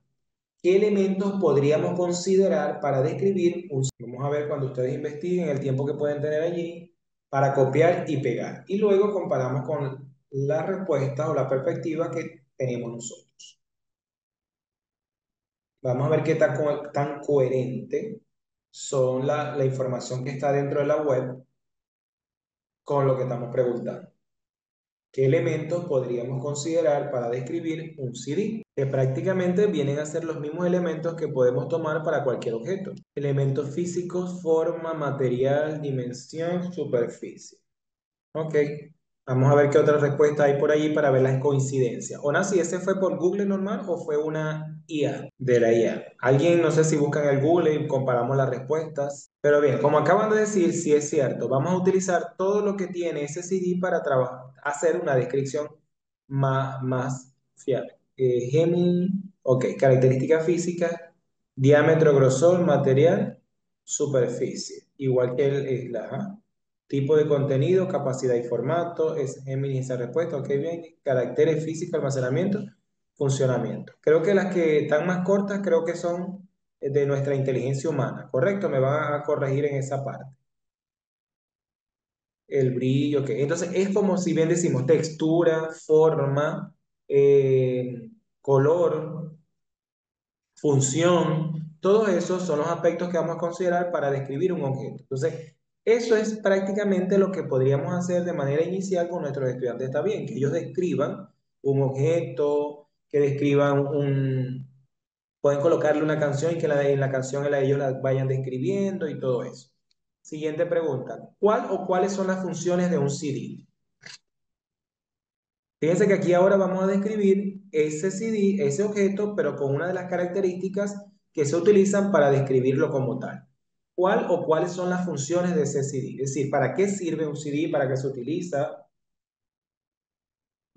¿Para qué se creó posiblemente? Para guardar información, llámese música, fotos, datos. Ok. Esas son las funciones para las cuales viene un CD, como un dispositivo de almacenamiento de información en donde se guardan todo tipo de información, como bien dijeron, fotos, imágenes, canciones, documentos. Es como nuestro archivo. Entonces, si yo les coloco esta pregunta que dice, ¿de qué manera se podría mejorar el uso del CD? Es decir, si el CD naturalmente vino como un dispositivo de almacenamiento, ¿qué creen ustedes? ¿Qué otra función se le puede dar a ese CD? Correcto. Ahora, si ya sabemos cuál es la función por naturaleza, ¿qué otra función puede tener el CD? ¿O qué otra función le podemos dar a ese CD? Más allá de lo que ya conocemos todos, ¿para qué sirve? Ajá, para almacenamiento. Pero ahora, si ya sabemos que es un almacenamiento, ahora, ¿qué otra función le podemos dar a ese CD? ¿Se han imaginado en algún momento si el CD puede servir para otra cosa que no sea única y exclusivamente de almacenamiento de datos? ¿Qué respuesta daría? Decorativo. Si ya no se usó, se pueden hacer bolsos, materas para plantas pequeñas. Puede ser utilizado como decoración, correcto. También he visto como bolso, he visto de que prácticamente son como si fuesen las luces de algunas plantas que cumplen la función de un árbol de Navidad, decorar, correcto. Entonces, fíjense que eso al estudiante le puede causar también ese como que, ya va, si el CD solamente es, como es que el profesor está preguntando qué otro uso le podemos dar. Entonces, de esa manera, él va entendiendo de que no todo tiene una sola función, sino que si pensamos más allá de lo que ya él, para lo que él vino, podemos encontrar otras funciones que tienen significado en la realidad como tal.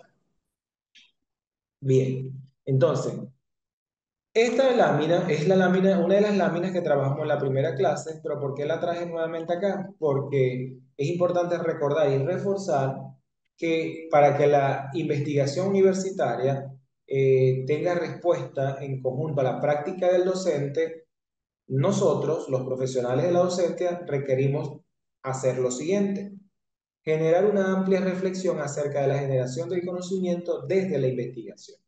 Esa amplia reflexión es buscar la mil y una manera de poder entender de que el conocimiento no se genera desde una forma, sino desde múltiples formas, y esto está muy dado a que primero el cerebro procesa una información, una idea que es captada a través de los sentidos, y que una vez que esta información se procese por nuestro cerebro, que es prácticamente nuestro CPU, esta información se procese, se digiera, se entienda, y cuando ya se expresa de manera oral, escrita o cualquier otra forma, es como se convierte en conocimiento. No sabía eso de ahuyentar los animales, pero es bueno conocerlo. Disculpe, licenciado, ¿será que puedo enviar una invitación para un evento de mañana a las 6 p.m. de medicina ortomolecular? Funciones. No creo que haya inconveniente, ¿no? Sí. Pero ya Dani, ya después Edgar nos dirá, pero creo que no hay inconveniente porque no me va a interferir en nada. Segundo es ubicar la investigación en los procesos de desarrollo social y comunitario desde la perspectiva de la economía solidaria, la política, la historia, la cultura y todo ello.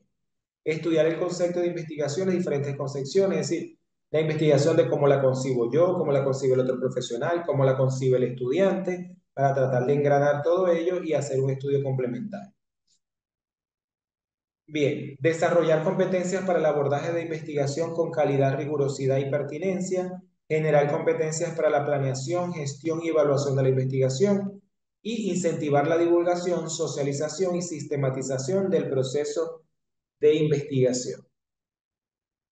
Bien, esto es algo que elaboré con solamente la herramienta OFI o el paquete OFI de PowerPoint. Fue una de las ilustraciones que realicé en la parte del capítulo 4, momento número 4 de interpretación de los datos en mi estudio doctoral.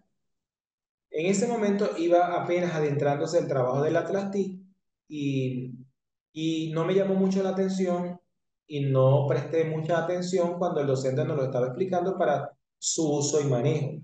Me pareció sumamente importante y relevante hacerlo desde mi conocimiento, desde mi aprendizaje, desde mi perspectiva, porque iba a quedar una gráfica personalizada y no una gráfica que fuera creada vamos a decir, un robot con cierta información que yo le dé, sino que yo la quería ver que fuese un trabajo mío, una producción propia y personal para que mi investigación tuviese esa particularidad de que no está muy robotizada, sino que está más humanizada.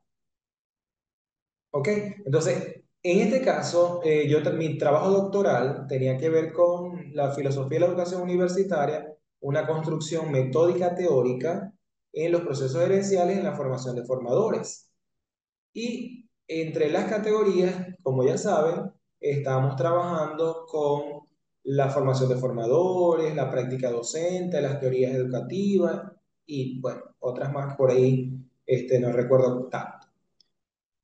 Y lo que ustedes están viendo allí es una red semántica con una estructura totalmente diferente a la que estamos acostumbrados, porque yo le quise dar, como les dije, ese diseño, esa visión propia desde mi creatividad y desde cómo yo veía el proceso de análisis y de organización de las ideas. Entonces, esos colores, entre los que más resaltan, que son donde se ven las siglas, representan los autores o informantes claves o actores sociales que integré yo en mi proceso de investigación. Algo muy particular en trabajos cualitativos es que se trabaja con la confidencialidad de quienes fungen como tus entrevistados. Entonces, por eso es que se colocan siglas que posiblemente pueden ser siglas que representen su nombre o siglas que lo identifiquen como tal, que no tengan nada que ver con su nombre. Entonces, alrededor de cada uno de ellos, ustedes ven una variedad de palabras. Esas palabras es lo que denominé marcadores de análisis, porque fueron las palabras que en la respuesta de cada informante clave tuvieron relación en las categorías, obviamente partiendo de las preguntas que se realizaron en el guión de entrevista.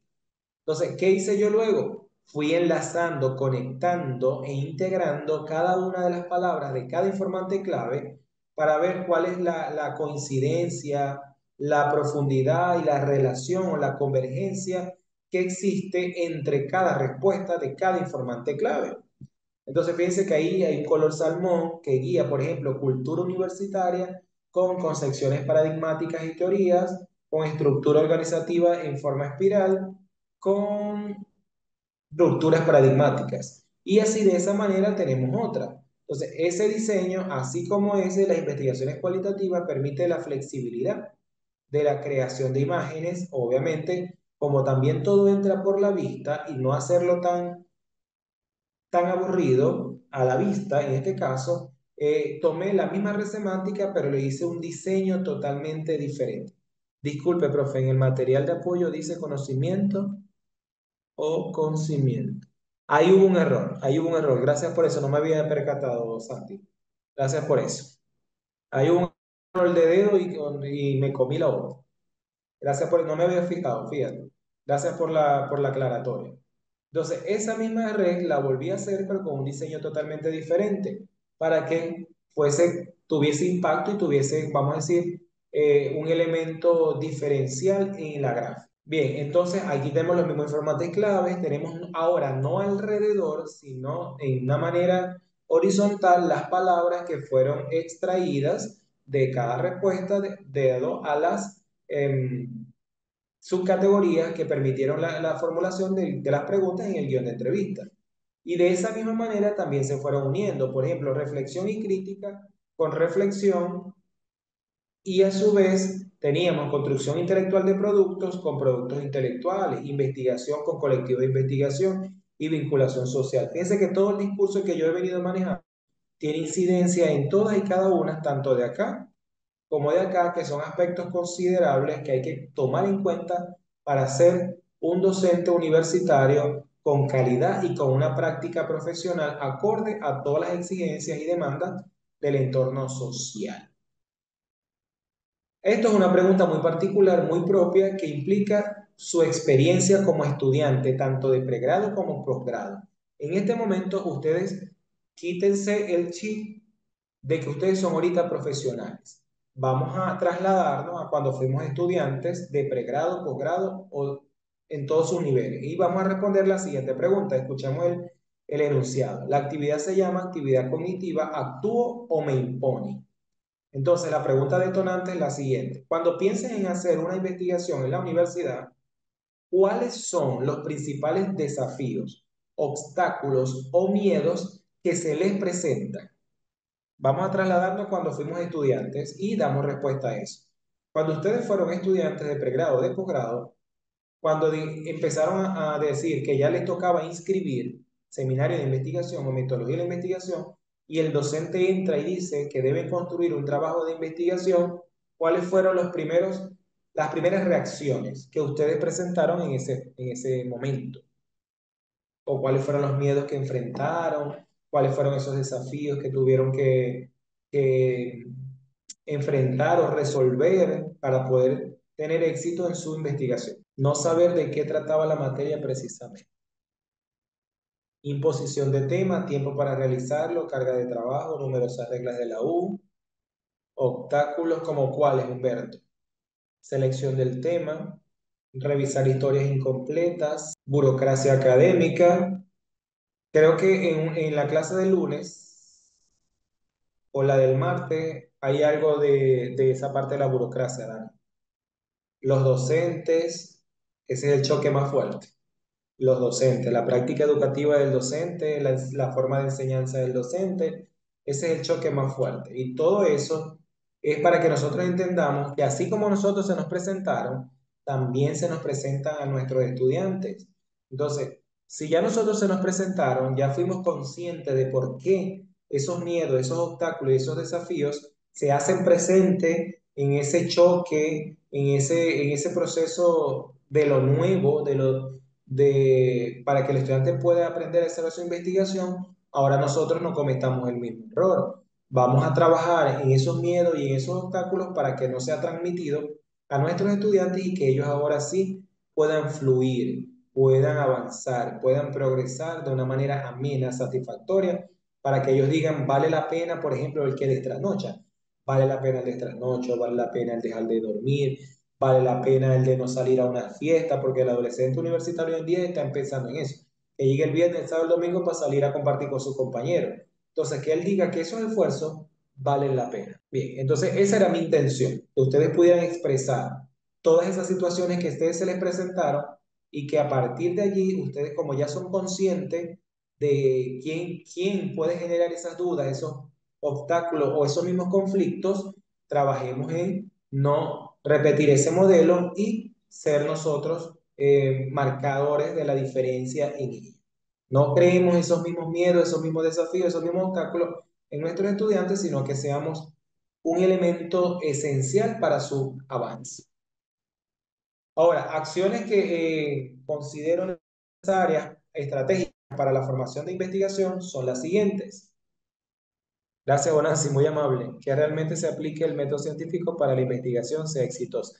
Claro, cuando tú le digas al estudiante que haga un planteamiento del problema, vas a crear limitaciones. Es un primero esencial, fundamental, que tú hagas que el estudiante aprenda a aplicar el método científico en diferentes situaciones para que cuando ya se apropie y afiance, vamos a decir, los pasos o fases del método científico, ya él puede entonces ir con mayor facilidad y mayor fluidez a elaborar su trabajo de investigación. Pero él tiene que conocer primero que hay que observar, hay que crear una hipótesis, hay que crear una pregunta, hay que experimentar, hay que expresar resultados, hay que darlos a conocer y a partir de allí Entonces, ahora sí, vamos a elaborar tu trabajo de investigación. Primera acción estratégica que considero necesaria es que se requiere de una dialéctica que permita a los docentes, así como estudiantes, apropiarse y afianzarse de sus conocimientos conceptuales, procedimentales y actitudinales. Es decir, que sepan o que conozcan sus capacidades, para qué son buenos, de qué están hechos, qué pueden dar, hasta dónde pueden llegar. Es parte de lo que ahí dice. Esa dialéctica es esa comunicación, esa interacción, ese entorno. Por ejemplo, no sé si ustedes en algunos casos han tenido la oportunidad de conversar con sus estudiantes más allá de lo académico, sino de lo personal, como grupo, entendiendo para conocer qué situaciones le están pasando, qué lo está afectando, todo eso. Siguiente acción es transformar los procesos educativos interrelacionando la teoría con la práctica. Una debe ir siempre de la mano con la otra, nunca por allá ni el otro, sino siempre de manera, vamos a decir, casadas, nunca separadas. El cuestionamiento, el internalizar, pensar y repensar desde la acción y la reflexión. Siguiente, implementar una acción dialógica o dialéctica en los espacios de aprendizajes con el propósito de dinamizar e interactuar los conocimientos. De allí, los estudiantes desarrollan productos intelectuales con rigor científico. ¿Cómo lo vamos a hacer? Entendemos que el estudiante va apenas entrando en un seminario, en una metodología de investigación, y si tiene dificultad para hacer su investigación, más aún para elaborar una producción científica. Pero el muchacho puede producir un párrafo, puede producir luego dos párrafos, luego una hoja, o se le dice que haga un resumen tipo tesis, y eso es una producción que el estudiante va haciendo de una manera paulatina hasta poder llegar a una producción más compleja cuando ya él obtenga un mayor aprendizaje, un mayor conocimiento. Siguiente, generar espacios para la reflexión y la crítica donde se proporcionen herramientas, estrategias, así como también métodos que faciliten la transformación socioeducativa.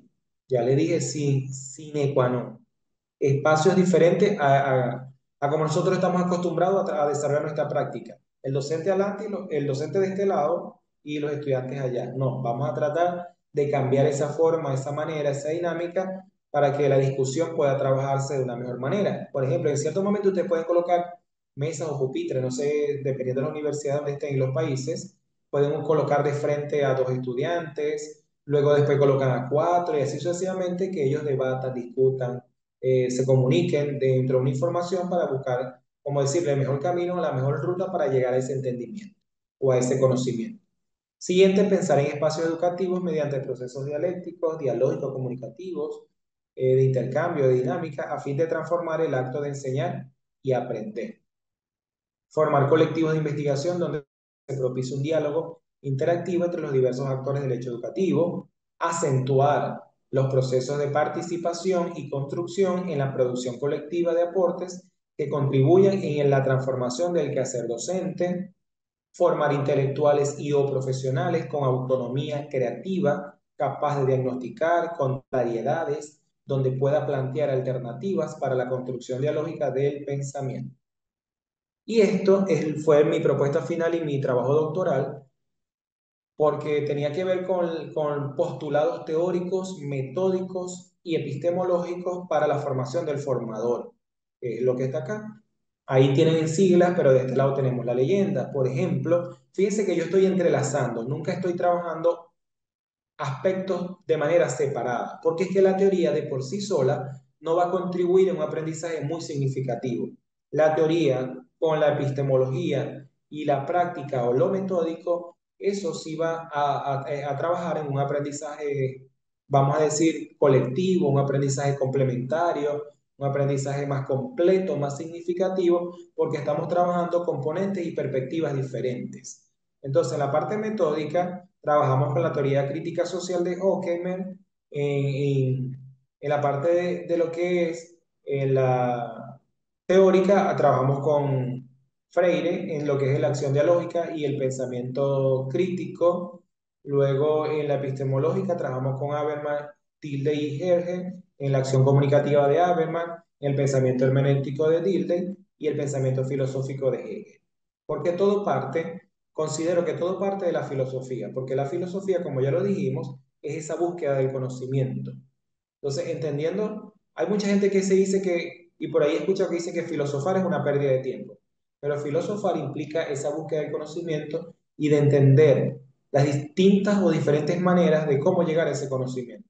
Es decir, es como si trabajáramos en un espacio donde no sabes lo que te va a salir y siempre va a haber una sorpresa. Esa sorpresa es lo que tú vas conociendo, porque te genera una reacción cuando tú conoces los desconocidos, porque sabes que ahora tienes una perspectiva diferente y que puedes hacer mejor cada una de tus actividades. Y todo esto encierra en lo que es el método dialéctico, la teoría de la práctica, el pensamiento crítico emancipador para la conformación de los colectivos de investigación.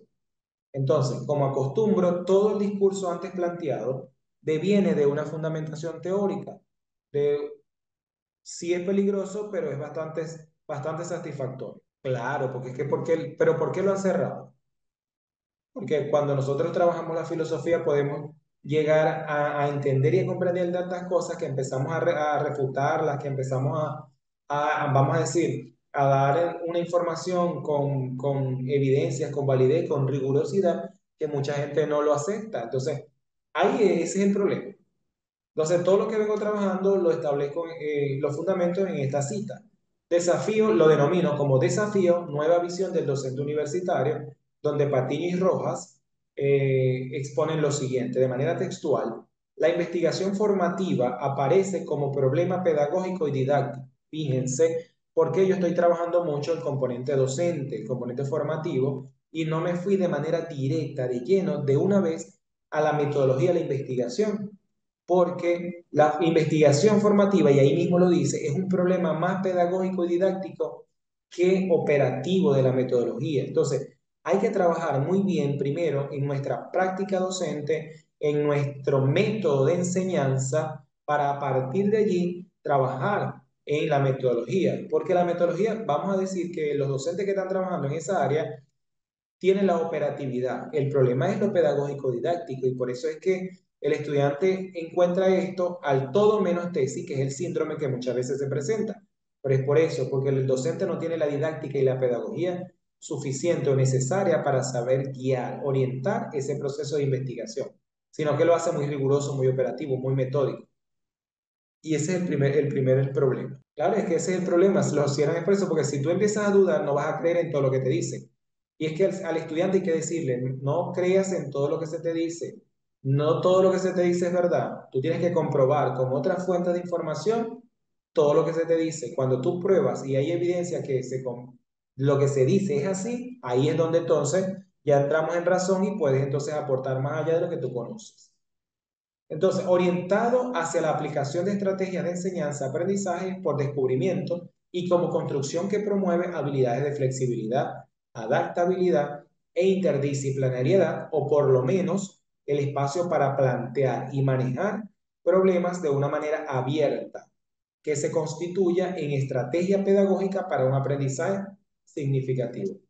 Y con esto cierro mi exposición del día de hoy. Igualmente, me gustaría saber mi evaluación, pero con esto. La emoción que sintieron el día de hoy, ¿qué sensación o emoción pude haber generado en ustedes para yo poder conocer cómo lo hice? Y esa es mi evaluación. Gracias, Jonás.